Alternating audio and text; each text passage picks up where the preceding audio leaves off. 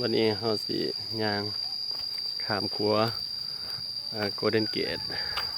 ครัวสีส้มคนลาวเขาเอิ้นโกลเด้นเกตจำลอง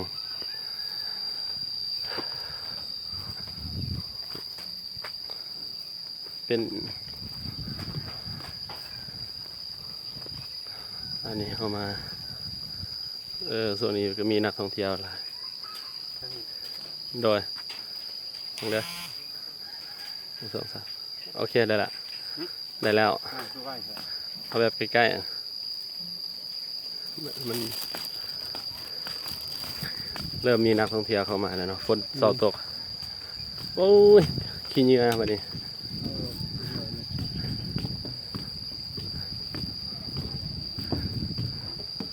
มาเบิ่งธรรมชาติดิ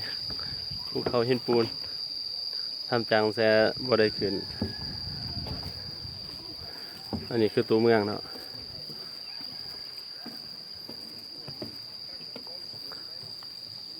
มื้อนี้วันหยังก่อนวันหยังมื้อนี้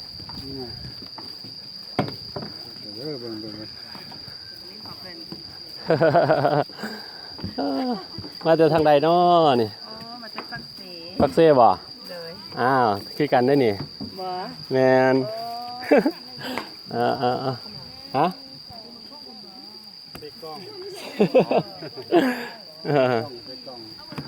เดี๋ยวพระเจ้าไทยผมก่อน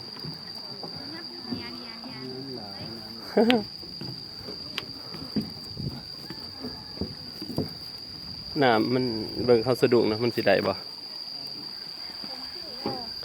ปลาลายเนี่ยส่วน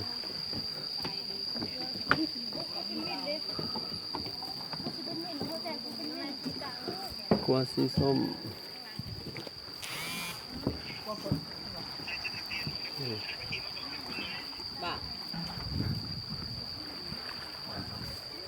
บ่มีควันมาคือดีควันมีนะมองบ่มองบ่อะไรจีน้ำจังอันสิอ้าวไอ้ต้องจัดนะ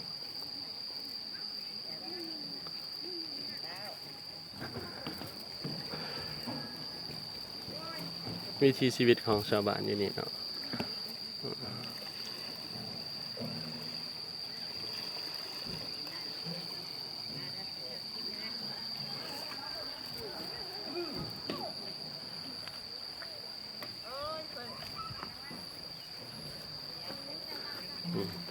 กล้องวงจรปิดก็มี